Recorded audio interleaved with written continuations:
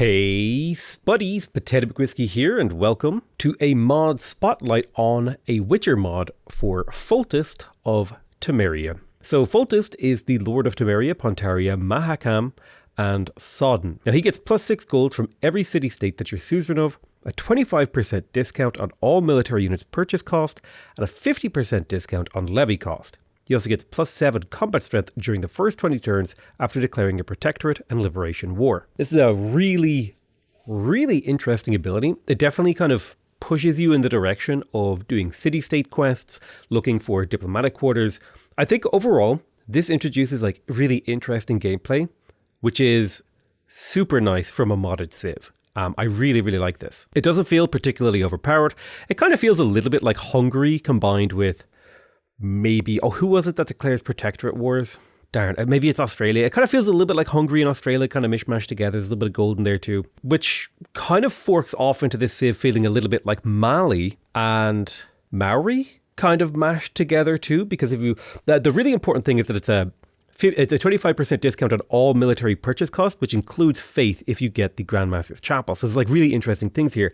And that kind of forks really interestingly with their Temple of Melitele. Now, the Market of the Orin is double adjacency bonus to all commercial hubs, and all improvements on strategic resources provide an extra +1 of that resource. I think the important part there is the double adjacency on commercial hubs. And that means like a +3 adjacency bonus on a commercial hub will easily go up to +6. And I'm pretty sure that gets doubled again to +12, or maybe it's +9. I didn't actually test that in my gameplay if you plug in the double commercial hub adjacency bonus card again. So that's really cool. I like that a lot. Really powerful, really fun to play around. You definitely want to rush commercial hubs in a civ, and you definitely want to rush your holy sites too. So it's kind of like a holy site and commercial hub civ, kind of like Mali, but it's also a little bit like Hungary. And yeah, the civ kind of feels like a little bit of a mixture of Mali and Hungary, and also a little bit of like Maori and kind of stuff like that. They have the Landsknecht, which is a unique anti-cavalry unit that replaces the pikeman. It's stronger and cheaper, and it has a higher maintenance cost. So when you combine that with their ability to purchase things relatively cheaply, this is actually a really good timing unit for countering cavalry attacks like knights. So super powerful. And you can also do a little bit of aggression. It can work as like a frontline unit for a timing attack as well. Although I would argue that these guys wouldn't really be looking to do a timing attack. But I really like the Landsknecht. It was really fun to use. It was relatively powerful and quite fun to play around with. I think probably the most interesting part of their gameplay is the Temple of Melitele. Now this is a Temerian unique building that replaces the regular temple in the holy site. It gives you +1 housing and +2 food, so it kind of has a little bit of that feed the world vibe built into it. But it also acts as a fort, granting units inside of it +4 defensive strength and 2 levels of fortification, which should be a +10 on the defense. So a unit parked in a Temple of Melitele holy site is going to be very difficult to oust, especially if you say, for example, you put a crossbowman or an archer in there and you get them the garrison promotion. This unit will have +20 combat strength on the defense, which is really powerful. Now, the second most interesting part of this is that it gives +1 food and +1 faith to adjacent unimproved tiles for each level of appeal above average. Now, in my testing, that goes up to +3 food and +3 faith, so it kind of has like a little bit of a mini preserve vibe going for it as well, which is really cool and really interesting. The only thing I feel like the civ misses is the ability to actually plant forests. But overall, actually playing with these abilities, especially if you get a hold of the Dwarven city-state, because there are actually Witcher-based city-states in here. If you get the Mahakam city-state, which allows you to work mountains if they have yields. If you combine that with the Temple of Melitele, you can have 3 food, 3 fate mountains, which are pretty darn good. Like, that's pretty solid. So overall, I would say that Foltest is a really interesting civ. And if you want to go ahead and see me actually play the game, keep watching the video. And if you want to check out the other videos in this series, go ahead and check the description or the comment of this video. The Kingdom of Temeria led by Foltest. So this is one of the civs I was a little bit dubious about. A couple of the other ones seemed very straightforward and seemed very on point, but Foltest, I kind of question a little bit, but I do think the mod does an amazing job of having like these little unit cards here. I think that's fantastic, and also the backgrounds are really well done. So if we take a look at the ability of Foltest, we have Lord of Temeria, Pontaria, Mahakam, and Sodden. We get +6 gold from every city-state that we're suzerain of. Okay, very important. That will mean that part of our early game build will almost certainly want to revolve around getting a diplomatic quarter for the extra envoy, as well as the getting as much culture as possible to get up into higher cultural levels, right? Getting up to these. And so that we can also pick up these chanceries, right? So that's kind of already beginning to push our civ in a direction. So very diplomatic. Very diplomatic and envoy focused, doing envoy quests. Seems like quite valuable. We also get 25% discount on all military units, purchase cost, and 50% discount on levy cost. Very, very handy there. So gold seems to be the name of the game so far here. So if I'm seeing discount price on purchasing, I'm thinking commercial hubs. I'm thinking faith as well, because that says purchase cost, not gold cost, which makes me think that faith, this is a gold and faith civ so far. So there's a lot of potential there. Now we do also want to go for the holy site because we have access to the Temple of Melitele, a Temerian unique building that replaces the temple. It gives +1 housing and 2 food, acts as a fort, grants units inside +4 defensive strength, and has 2 levels of fortification. That just basically means units inside this will get +6 combat strength from fortification, which means they get +10 from defensive strength. So quite powerful. +1 food and faith to each adjacent unimproved tile for each level of appeal above average. So this turns the holy site into a preserve almost. Like if we take a look at an appeal, so average is 1, charming is 3, unimproved tiles though. Quite like let's say we put our little holy site here, right? It's a +2. It would be a +3, but the game hasn't registered that fact yet. I think we'll be moving this. The only thing is if I put it here, then the unimproved tile is silver and then that lowers the appeal of these tiles. Interesting. Now, let me have a look here.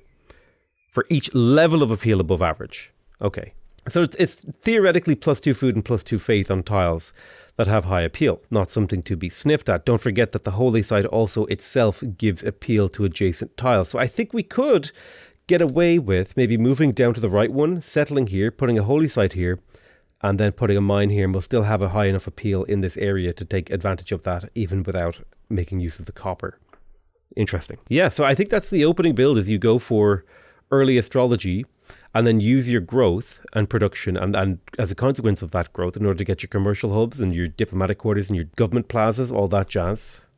Let's go ahead and settle down. There we go. Lovely. There's Vizima. So if I'm thinking about opening moves here for this civ, if we're doing a holy site rush, that's probably double scout into settler, which is like the greedy holy site opener. There is a 3-city version, I guess, where you go like pottery or animal husbandry first to fish for horses. But my worry is this is a flatland grassland tile. And so if I fish for horses and horses appear there, not good. I guess we'll fish for mining instead. Okay, a moderate flood. So it's a nice river down here, actually. You need to push scouts away from your cities by standing between them and where you don't want them to go. So we've got our 2 scouts. Now let's go fast double settler, I guess. We don't particularly care about getting our pantheon right now because we're going to build a holy site, so we'll get a pantheon in time. What we care more about is getting these settlers out of the holy site out in good time. Oh wow, that is a really nice gypsum tile. There must be a natural wonder there, right? Yeah, Paiti. Ooh, that has some power in it actually. I kind of wish I was able to put a commercial hub there. Right, so we have astrology. Horses, maybe. We can research horses now because I can just buy this tile and then go ahead and slap down the +3 holy site. That is the best spot for it, right? Yeah, as far as I can tell. That'll lock in the price. We got a free builder. That's actually huge. Also because we can upgrade that silver and take advantage of the extra amenity. So let's have a little bit of a think about appeal. Really, really good appeal in and around here. Definitely feel like a settler should swing in over here. My only worry is just how close it is to my neighbor. Forward settling a potentially aggressive neighbor is always a dangerous proposition, but it's not one that I've ever shied away from before. The endless amount of videos I have of me getting crushed by the AI for my greed is evidence of that. And looks like this video will be no different. So we have animal husbandry, which now points me in the direction of currency as our next main goal. So where would I want my temple to go in this area? Oh, hard to say. It's kind of hard to make use of the civ's abilities, but I would guess that's a reasonable temple right there. Yeah. Question is, do we want to settle adjacent to it or away from it? God, I'm not really able to make use of the Temple of Melitele, the extra food and stuff off of it. Just kind of an awkward start location in terms of appeal, but that's fine. Not a big deal. I think we settle here. Yeah. That feels about right to me. All right, we had a little bit of a crash there, but that's not a big deal. This is just, we're test driving them, right? We're not trying to like do a deep dive and figure them out. I haven't got my Pantheon yet. No, I didn't go for a Pantheon yet. All right, we're fine. So unfortunately, our land was kind of trash, which is going to be a little bit of a recurring theme in this series. I think I step across the river, settle here, then I can work the maze. As much as I'd like to be closer to Gorvalen or Gorvalen, who knows what the actual phrase is. Yeah, I think I crossed the river. That's fine. Yeah, so we pop down the city here. Then we have a nice 2-2 tile, so we're looking great. Monument. I would say here. No, wait. Yeah, that's probably the best place for it for now. The triple holy site opener for lots of faith. Perfect. There's early empire, so we can now build settlers faster, although that's not in our plans. We will be going for state workforce. And we will, of course, naturally always be going for Pingala, because he is the meta pick, even though I don't always pick him, because I like to just switch the meta up. I don't like to play like a robot. Potential aggression coming here from Cadwin. We'll see. Yep. He says we'll see. Literally, as I said, we'll see if he decides to go to war with me. He did. So that's going to trigger a sea change, which means it is slinger time. It shouldn't ruin my game. It should just make my life harder. If I can get 3 archers, we'll survive fine enough. So let's switch away from researching archery and we'll head towards bronzeworking just for a couple of turns. We have our thingy here. You could make an argument for River Goddess here, although I placed none of my holy sites next to rivers. But like for this civ in general, you could do something River Goddess E. You can also make an argument for Earth Goddess, because it does seem to enjoy appeal, but I don't think that really fits the theme of the civ. I think this civ kind of is very much more flexible in terms of its pantheon. Like Divine Spark seems quite reasonable to me. Let me think about this. So we want to go like holy site, commercial hub, then we're really kind of like our game is wide open from there. We could take a free builder. I mean, a free builder wouldn't be bad. We could run around, do a lot of improving. Has a lot of tempo on it. We could also get an extra 2 faith from quarries. I mean, we have 1, 2... 4 faith per turn. That's not too bad. Problem is that faith doesn't really translate into anything particularly useful. So I'm just going to take the free builder because that will actually give me tempo. And tempo here I think helps me judge this civ quite well. Also, we do have a golden age and it's the first time we've managed to grab one of those in this sort of test series where we're putting these civs through their paces. I would really like a trader. I'm trying to come up with a way that I survive this. And it's actually quite difficult. So what do I do to survive this? It might be just to go straight archer right now and live with the consequences of the delay. I'll gold purchase an archer. You're going to stay fortified there because you're tanking. You're doing a great job. We'll take Exodus the Evangelist with Lamy. Yeah, no, I think Monumentality is like the play. If you get a golden age with a faith civ, I think Monumentality is always the play. Which now makes me feel like the builder was a mistake because the extra faith might have tried. Yeah, if I had been thinking a little bit more clearly, I would have gone stone circles. That would have been 4 faith per turn. That would have been potentially translating into like an extra builder or settler of this era. You know, I just didn't think about it too deeply, and it kind of has now come to bite me back in the booty. In my booty. Let's quickly nail ourselves a trader. Political philosophy open up. Might be good, actually, to pick up military tradition for flanking and support bonuses, and then we'll go for political philosophy. So I'm not feeling anything overwhelmingly powerful about this civ right now. It does feel like it has a tenuous beginning, and it kind of depends on whether or not somebody decides to just try to kill you as to whether or not you're going to have a good game. Although, to be honest with you, a lot of civs in Civ 6 kind of feel like that. So yeah, I was expecting that death. But now I have archers in the city, so they should have quite a difficult time really like killing me now. So let's pop down the government plaza. Where do I want to put it? I guess here's fine. Yeah. 2 turns. We'll get that government plaza. Make sure we get kills. Good. A third. So we have 4 archers. We should be very, very well defended now. To the point where I'm not worried about this war anymore. And it's now just backdrop to me being annoyed. Part of me kind of wishes I'd put my government plaza somewhere down here, actually. I could have got much better adjacency from my guys on it. 1, 2, 3. Yeah, I could have got much better commercial hubs here. We'll live with that. It's okay. I definitely feel like this is a shrine time for me, especially because I'm in Monumentality. I scale off of faith. So that just seems like super based. We have currency, so that'll be our second district when we eventually get around to it. Although we'll be likely going for more settlers here in a second. We have a government plaza. We have holy sites in every city. So that kind of tells me it's time to consider expansion. It's usually kind of how the timing works. You go to 3 cities, you build a district in each one, you get your government plaza, and then you expand.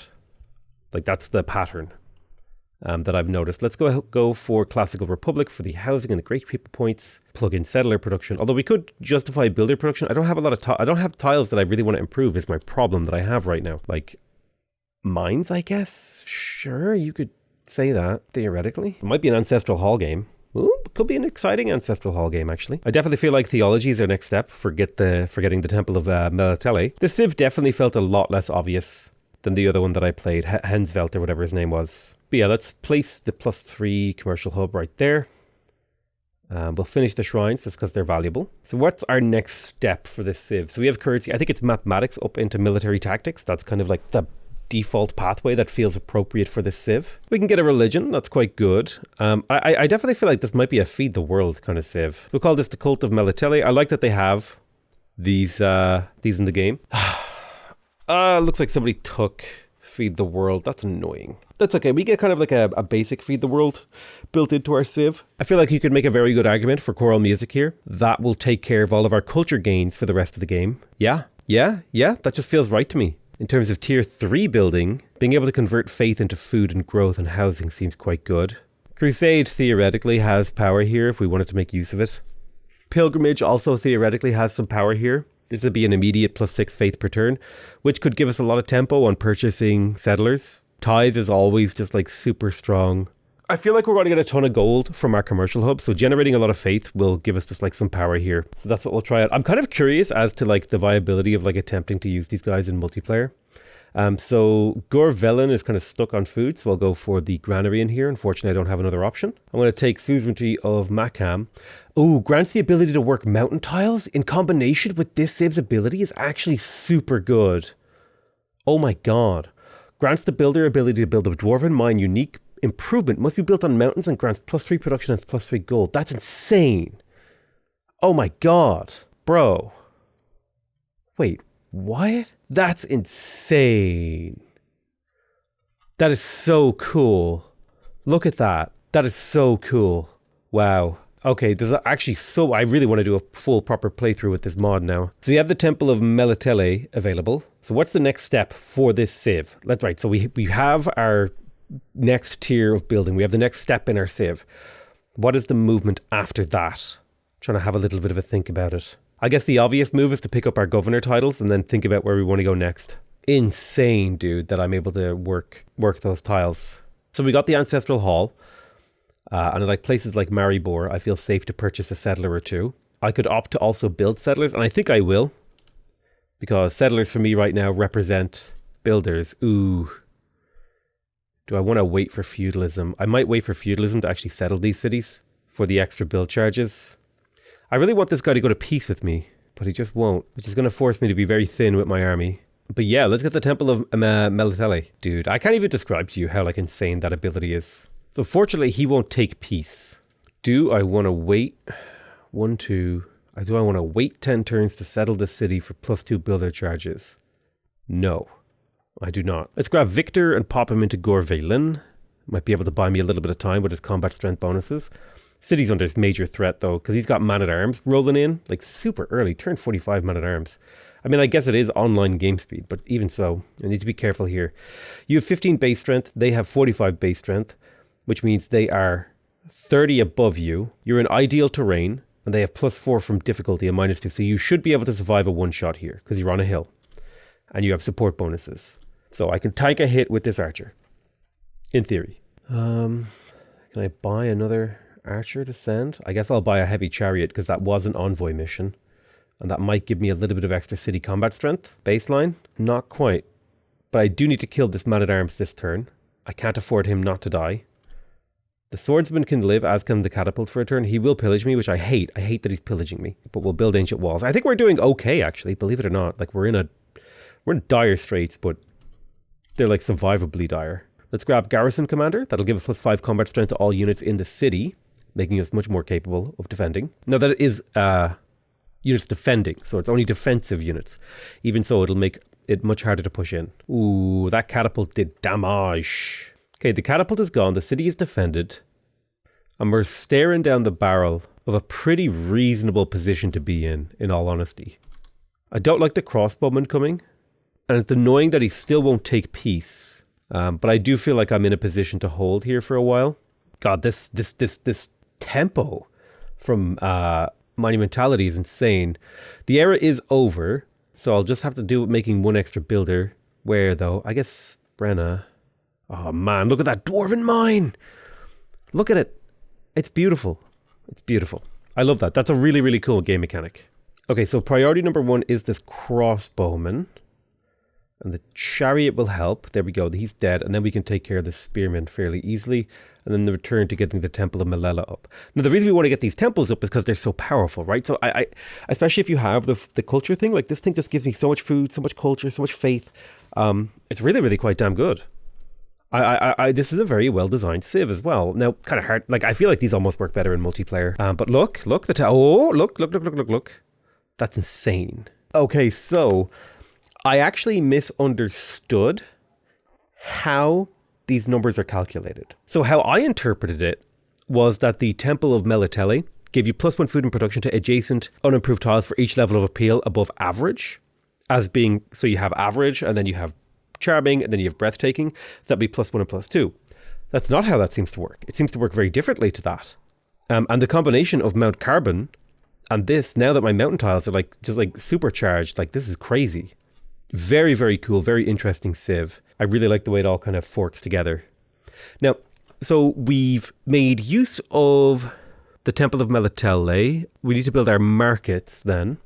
Might be good to pre-build a couple of spearmen actually. So let's get Bronzeworking. Just having a few pre-built spearmen seems okay to me. But like the combination of these dwarven mines and the extra food from the temples, like it's kind of fun. It's really, really cool. Yeah, I really want to set up a game with these guys now. Like a multiplayer game. That would be really, really cool. So we have feudalism now, and I am going to take advantage of the +2 build charges because that feels like it would be quite good for me in this game. Okay, we're looking good. I'm feeling good. We have Spearman finished next turn, then we'll go to Landsknecht. This definitely feels like a theocracy civ. So let's make our way towards theocracy. We could do some like faith purchasing and stuff like that. What I want to do is buy this tile and then also buy this tile, but then I want to switch it so I can build a commercial hub on a useless tile with +2 adjacency. So yeah, I only pre-built 2 spearmen, but that was the goal. I just wanted to have a couple of them ready to see if we could test out the Landsknecht. And I mean, they honestly just seem like good defensive units, really. Not much beyond that. But yes, all of my new cities are following the pattern. We go monument, and then we get our holy site, and then we get our commercial hub. Seems to be working quite well for me. We're up to a very, very strong faith amount. And we'll soon have our tier 2 government building with which we can make military units. The Landsknechts are actually very, very cheap to upgrade here. A 50 combat strength unit is nothing to sniff your nose at. Nothing to turn your nose up at, you know? So we have the Landsknecht. We've messed around with things. We've kind of tested the civ out, and I think the real meat of the civ is when you get to monarchy and reformed church. And that'll be the thing that'll like tell me like how powerful is it to be able to spam out like Landsknechts, for example, you know? Or Landsknecht. I don't remember how to say it actually. Damn, Landsknechts absolutely are cracked, dude. When you're killing knights, insane. Actually cracked out of their minds. Okay, so this definitely feels like a civ that counters cavalry civs. As long as you, well, I guess, as long as you can get past the horseman hump, right, where things are rough. Well, now, yeah, it feels like a civ that can, if they can outlast a horseman timing push, they can like pretty much win against any cavalry-based push. Is kind of how I'm seeing them right here. So definitely not the most like super-powered, souped-up civ, but one that has potential for sure. Let's go ahead and grab monarchy, and with the inclusion of monarchy, we can come in here and start the Grand Master's Chapel under construction. So now we're in theocracy, which will give us a bunch of extra faith and 15% discount on faith purchasing, and our goal is to purchase units with faith. We're looking pretty good here. I think I'm happy with this setup. Speaking of Landsknecht, how much is the Landsknecht actually? 255 gold is not as cheap as I was expecting, considering this civ has a 25% discount on military unit purchasing. Can I levy you? Yeah, 235 gold. Okay, so we need to get a bit of cash in the hand. Now that we have theocracy, we can head towards the Chancery, another envoy building.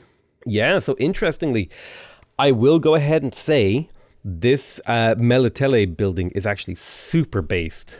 It acts like a mini preserve. It gives you that, like, in combination with preserves, you could do really, really interesting things with the civ. The only thing I feel like the civ is missing is building forests early to kind of go with that. So perhaps some way to plant forests or something would be the thing that I think would bring the civ from being like really, really cool and interesting and cohesive to being like super well put together. But maybe that's just too much power locked up in one civ. Maybe that's something the elves would do. The Scoia'tael or whatever they're called. I definitely feel like the Civ has huge potential in combination with the Dwarven city state. Like, I mean, just look at these mountain tiles, dude. Like, look at this. This is insane. You know what I mean? Like, I don't think I've ever seen anything like that in baseline. Well, I guess you kind of do, but you know what I'm saying. Like, you don't see a Civ stonking around like this every day. Like, if I come in here to Vizima, I can faith purchase Landsknechts for 100 faith each, okay? I can purchase a Landsknecht every single turn. I'm cranking out culture. I'll soon have nationalism. I'll be able to combine those Landsknecht together. I'll be able to push in here. I have plenty of room to expand and continue to explore.